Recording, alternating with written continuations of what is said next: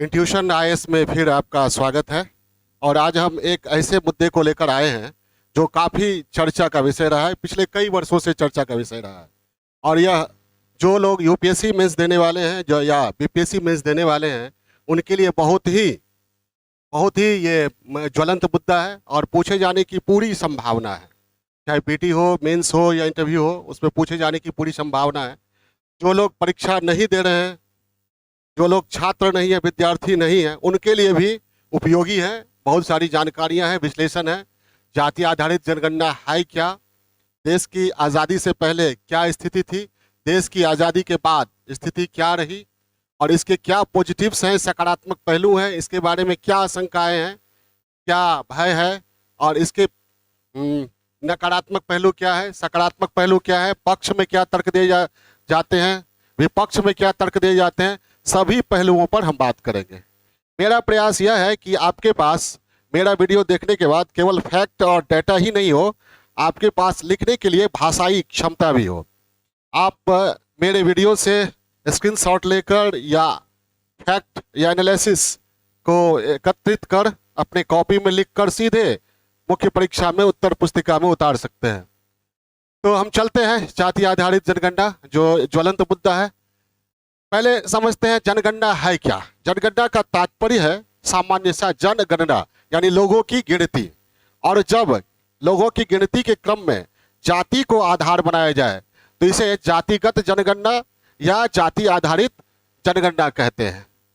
पिछले कई वर्षों से यह ज्वलंत मुद्दा बना हुआ है। अभी हाल ही में बिहार सरकार द्वारा जाति आधारित जनगणना कराने का निर्णय लिया गया है और इस संबंध में एक अधिसूचना भी पिछले सप्ताह ही जारी कर दी गई है। देश की आज़ादी से पहले 1880 से 1931 तक प्रत्येक जनगणना में जातियों का उल्लेख होता रहा। अंग्रेजों ने जातिगत जनगणना पर, क्योंकि उनका मूलभूत उद्देश्य था डिवाइड एंड रूल, बांटो और राज करो की नीति पर चल रहे थे, इसलिए उन्होंने जातिगत आंकड़ों पर ज्यादा जोर दिया, जनगणना में जातियों के उल्लेख पर ज्यादा जोर दिया, ताकि एक जाति को दूसरी जाति से, दूसरी जाति को तीसरी से, पिछड़ों को दलित से, सवर्ण को पिछड़ों से ये लड़ाया जा सके और अपने शासन को मजबूत किया जा सके। खैर 1931 तक प्रत्येक जनगणना में जातियों का उल्लेख होता रहा। 1941 की जनगणना में भी जाति आधारित गए, लेकिन उनका प्रकाशन नहीं किया गया। हमारा देश आजाद हुआ तब जातिगत जनगणना को कुछ कारणों से छोड़ दिया गया और केवल दलित और आदिवासी, एससी एसटी, अनुसूचित जाति और जनजाति की आबादी के आंकड़े जुटाए जाते रहे, लेकिन ओबीसी, अन्य पिछड़ी जाति एवं अन्य जातियों के नहीं। 1951 से 2011 तक यह चलता रहा। इस बीच 1990 में मंडल आयोग की एक अनुशंसा, यानी सरकारी नौकरियों में ओबीसी के लिए 27% आरक्षण को सरकार ने लागू किया, जिसने उत्तर भारत की राजनीति में काफी उथल पुथल मचाया। इसमें मंडल आयोग की अनुशंसा में ओबीसी, अन्य पिछड़ी जातियों की आबादी 52% बताई गई थी, लेकिन इसका आधार भी 1931 की जनगणना को ही बनाया गया था। फिलहाल कई कारणों से जाति आधार की बात की मांग होती रही। अंततः 2011 में यूपीए की सरकार, यूनाइटेड प्रोग्रेसिव अलायंस, संयुक्त प्रगतिशील गठबंधन की सरकार ने सामाजिक आर्थिक जाति जनगणना SECC, socio economic caste census कराने का निर्णय लिया। ग्रामीण इलाकों में ये आंकड़े ग्रामीण विकास मंत्रालय और शहरी इलाकों में ये आंकड़े शहरी विकास मंत्रालय को जुटाना था। ये आंकड़े तो जुटाए गए। 2016 में दोनों मंत्रालयों ने SECC, socio economic caste census के सारे आंकड़े को जारी कर दिया, लेकिन जाति आधारित आंकड़ों को सार्वजनिक नहीं किया गया। जाति आधारित आंकड़ों को सामाजिक कल्याण मंत्रालय को सौंप दिया गया, लेकिन सार्वजनिक नहीं किया गया। पिछले वर्ष 2021 में केंद्रीय गृह राज्य मंत्री नित्यानंद राय ने एक बयान दिया था। उन्होंने कहा था कि स्वतंत्रता के बाद भारत सरकार ने नीति आधार पर फैसला लिया था कि दलित और आदिवासी, अनुसूचित जाति और अनुसूचित जनजाति को छोड़कर जाति के आधार पर आंकड़े, आबादी की गिनती नहीं की जाएगी। इससे वर्तमान सरकार का रुख स्पष्ट होता है वर्तमान सरकार इस मूड में नहीं है, केंद्र सरकार, कि वह जातिगत जनगणना कराए। आखिर केंद्र सरकार जातिगत जनगणना से क्यों डरती रही है? जनगणना एक बार की भी गई तो प्रकाशित नहीं की गई। क्या है भय, क्या है आशंकाएं, इसके नकारात्मक पहलू क्या है, क्या है सकारात्मक पहलू, क्या है पक्ष में तर्क, क्या है विपक्ष में तर्क, इस पर हम बात करेंगे। उससे पहले हम आते हैं बिहार सरकार ने जो ये निर्णय लिया है अपने खर्चे पर जातिगत जनगणना कराने के बारे में, तो उससे जुड़ा हुआ कुछ फैक्ट्स हम देख लेते हैं। उसके बाद जातिगत जनगणना के सकारात्मक नकारात्मक पहलुओं पर बात करेंगे। बिहार सरकार का सामान्य प्रशासन विभाग की ये अधिसूचना है। अधिसूचना में जो बातें कही गई है यहाँ देखिए आप। राज्य सरकार अपने संसाधनों से जाति आधारित जनगणना, कास्ट बेस्ड सर्वे, इन वर्ड्स ये शब्दों का इस्तेमाल है, कास्ट बेस्ड सर्वे कराएगी। सरकार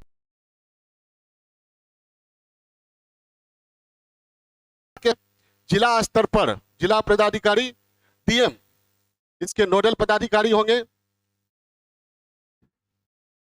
सरकार के स्तर पर सामान्य प्रशासन विभाग, जिला स्तर पर डीएम इसके नोडल पदाधिकारी होंगे।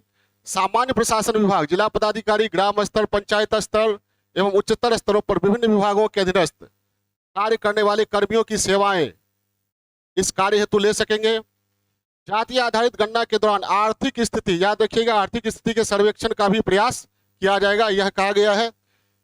जाति आधारित गणना के क्रियान्वयन हेतु 500 करोड़ रुपए का व्यय अनुमानित है और उक्त राशि का प्रावधान, याद रखिएगा, बिहार आकस्मिकता निधि से किया जाएगा, बिहार आकस्मिकता निधि से किया जाएगा। और इस गणना को एक डेडलाइन दिया गया है, फरवरी 2023 तक पूर्ण कर लिया जाएगा। ये आपने देखा सामान्य प्रशासन विभाग बिहार के द्वारा जारी अधिसूचना को। अब आते हैं जातिगत जनगणना के क्या पॉजिटिव्स है, क्या निगेटिव्स है। सबसे पहले नकारात्मक पहलू को, जातिगत जनगणना के विपक्ष में क्या तर्क दिए जाते हैं, क्या भय है सरकारों को, क्या आशंकाएं हैं, इसके बारे में देखे जाते हैं। कहा गया कि जाति आधारित जनगणना अगर की जाती है तो राजनीति में जाति के आधार पर ध्रुवीकरण की प्रवृत्ति बढ़ेगी, जो कई वर्षों से देखी जा रही है। राजनीति में जाति एक महत्वपूर्ण मुद्दा बना हुआ है। कहा जाता है उत्तर भारत की राजनीति या पूरे भारत की राजनीति में जाति और राजनीति का अटूट संबंध है। जाति के आधार पर मतदाता भी मतदान करते हैं, पार्टी गठन होता है, सरकारें बनती हैं, बिगड़ती हैं, और इस क्रम में विकास के मुद्दे गौण हो जाते हैं। जाति महत्वपूर्ण मुद्दा बन जाता है, लेकिन विकास का मुद्दा मतलब शिक्षा, स्वास्थ्य, गरीबी, बेरोजगारी, कुपोषण, लैंगिक असमानता वगैरह वगैरह, ये मुद्दे गौण पड़ जाते हैं। जो सही मुद्दा होनी चाहिए वो मुद्दा नहीं, जाति प्रमुख मुद्दा बन जाता है, और जाति आधारित जनगणना से यह प्रवृत्ति और भी बढ़ने की संभावना है।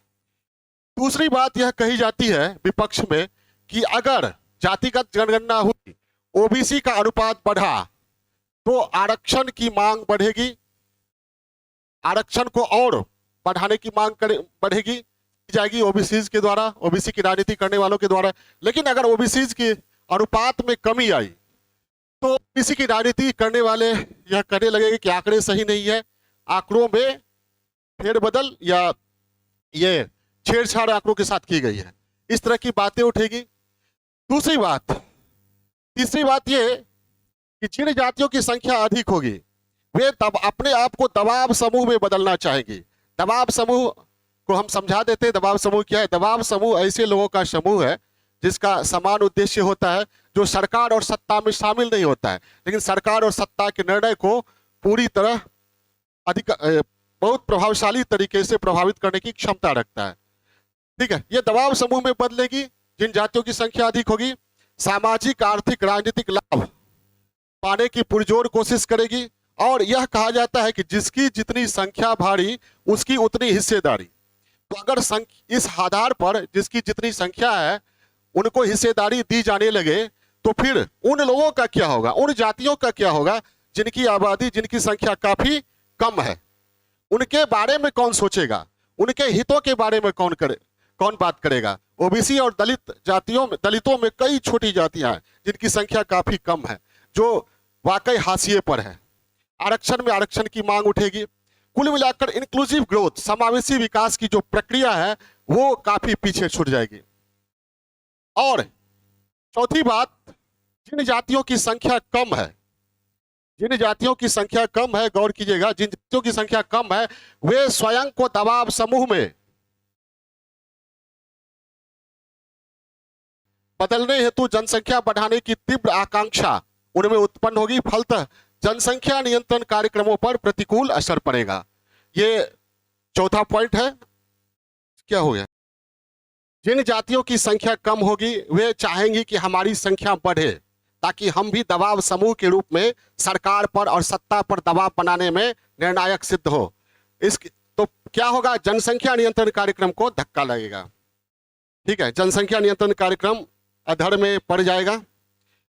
इसका यह भी तर्क दिया जाता है कि इस जाति आधारित जनगणना होती है, जातियों के आंकड़े आएंगे, आरक्षण वगैरह, ये तो बहुत सारी बातें उठेगी, तो सामाजिक तनाव और विघटन का खतरा बढ़ जाएगा।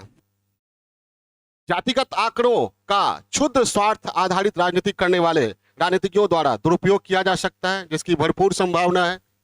एक और शंका है कि केंद्र की जो ओबीसी की लिस्ट है वह अलग है और कई राज्यों की ओबीसी की लिस्ट अलग है, तो ये अलग तरह की समस्या उत्पन्न हो सकती है। और कई लोग यह मानते हैं, कई विशेषज्ञों का कहना है कि अंग्रेज जब हमारे यहाँ आए, अंग्रेजों के आने से पहले जाति व्यवस्था गतिशील थी, लचीली थी, जटिल नहीं थी। लेकिन जब अंग्रेजों ने अपनी नीति के तहत जाति आधारित जनगणना को लागू किया तो जातिगत सब कुछ रिकॉर्ड में दर्ज हो गया। इसके बाद जाति बदलना काफी कठिन हो गया। ठीक है, और कहा जाता है कि जाति व्यवस्था काफी जटिल हो गई। अब लचीली और गतिशीलता जो थी जाति व्यवस्था में वह नहीं रही, और अब अगर जातिगत जनगणना होती है तो यह स्थिति और भी बढ़ेगी। ये थे नकारात्मक पहलू, विपक्ष में जो तर्क दिए जाते हैं, जो भय है, आशंका है। इसके बाद हम चलते हैं सकारात्मक पहलू पे।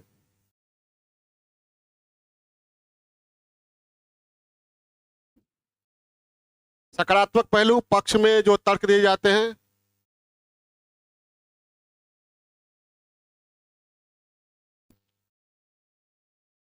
संवैधानिक पहलू अब देखते हैं। संविधान, हमारे भारतीय संविधान के अनुच्छेद 340 में यह कहा गया है कि सामाजिक शैक्षिक रूप से पिछड़े वर्गों की सामाजिक आर्थिक दशा के अन्वेषण के लिए एक आयोग का किया जाएगा, ये कहा गया है। तो इसी में जातिगत जनगणना का निर्देश निहित है। ये संवैधानिक पहलू है। संविधान एक निर्देश देता है जातिगत जनगणना कराने का, ताकि सामाजिक आर्थिक रूप से पिछड़े लोगों की दशा के बारे में अन्वेषण किया जाए। दूसरा जो तर्क है इसके सकारात्मक पहलू में, वो सबसे बड़ा इफेक्टिव है। वो तर्क ये है कि आर्थिक सामाजिक पिछड़ेपन के हिसाब से सरकार जिन लोगों के लिए नीतियां बना रही है, कार्यक्रम सरकार के द्वारा बनाए जा रहे हैं, पहले ये तो पता होनी चाहिए कि उनकी संख्या कितनी है। जातिगत जनगणना के अभाव में यह पता लगाना काफी कठिन हो जाता है कि सरकारी नीतियों, सरकारी कार्यक्रमों का लाभ वास्तव में जो हकदार जातियां हैं, जो सही जातियां हैं, उन तक पहुंच भी रही है या नहीं। तो सरकार की नीति और योजना का लाभ सही जाति तक ठीक से पहुंच भी रहा है या नहीं। अतः जातिगत जनगणना से सटीक आंकड़े मिलेंगे और वास्तव में जो पिछड़ी जातियां हैं उनकी पहचान सुनिश्चित की जाएंगी। इस एक तर्क ये भी दिया जाता है सकारात्मक पहलू में या पक्ष में कि सामाजिक न्याय की प्रक्रिया को सुचारू रूप से चलाने के लिए आंकड़ों की उपलब्धता जरूरी है। आरक्षण का लाभ करने वाली जातियों के भीतरी सामाजिक ढांचे, भीतरी को बेहतर ढंग से समझने में मदद मिलेगी कि आरक्षण का लाभ सभी जातियों को मिल रहा है या नहीं, या कुछ ही जातियों को मिल रहा है और बाकी जातियां हाशिए पर है। ये इनके बारे में पता चलेगा। तो जब पता चलेगा तो आरक्षण का तार्किकीकरण किया जा सकता है और आरक्षण में आरक्षण की व्यवस्था के द्वारा सामाजिक न्याय को अधिक धारदार, असरदार बनाया जा सकता है। इसके बाद और यह भी कहा जाता है, इसके पक्ष में, जातिगत गणना के पक्ष में तर्क यह भी दिया जाता है कि यदि आधारित आंकड़ों के जारी होने से कोई विशेष समस्या उत्पन्न नहीं होती है तो फिर जातिगत आंकड़ों के जारी होने से जो सामाजिक विभाजन का डर है वह निराधार है। धर्म आधारित आंकड़े प्रकाशित होते हैं, तो इस तरह की कोई बात, ये सामाजिक विभाजन या विघटन की बात नहीं होती है। तो जातिगत आंकड़ों के सामने आने से भी जो सामाजिक विभाजन का डर है वह निराधार है, ऐसा कुछ नहीं होगा। कई ऐसे मिथक हैं, तर्कहीन विश्वास हैं जो बड़ी संख्या में लोगों को, विशेषकर हाशिए पर स्थित लोगों को वंचित करते हैं। जैसे अमुक जाति की संख्या अधिक है, उनका तुष्टीकरण किया जाना जरूरी है, लेकिन पूरी तरह क्लियर नहीं होता कि किस जाति की संख्या अधिक है या किस जाति की संख्या कम है। तो जातिगत जनगणना से ऐसे मिथक टूटे। अब एक तर्क यह भी दिया जा रहा है कि जिस प्रकार संयुक्त राज्य अमेरिका अपने यहाँ नस्लीय भेदभाव, लैंगिक भेदभाव आदि से निपटने के लिए नस्ल, वर्ग, भाषा, अंतरनस्लीय विवाह आदि के आंकड़े एकत्र करता है और इसके आधार पर वह अपनी नीतियों, कार्यक्रमों में सुधार करता है, तो ठीक उसी तरह भारत में भी जातिगत आंकड़े अगर जुटाए जाते हैं तो भारत में भी जातीय भेदभाव से के आधार पर जो समस्याएं हैं उनसे निपटने में सरकार को मदद मिलेगी।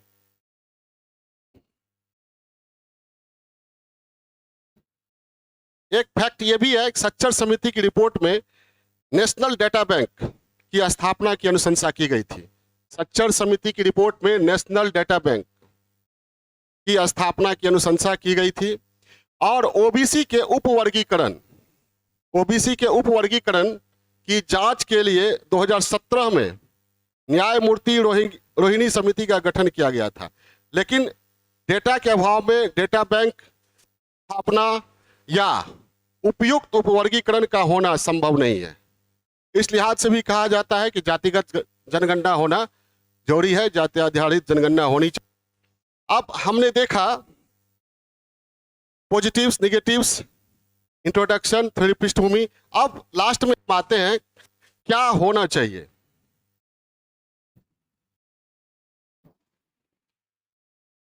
जो सच है वह उसे रोकने या मानने से इनकार करने से समस्या बढ़ती है, अतः उसे बाहर आने देना चाहिए।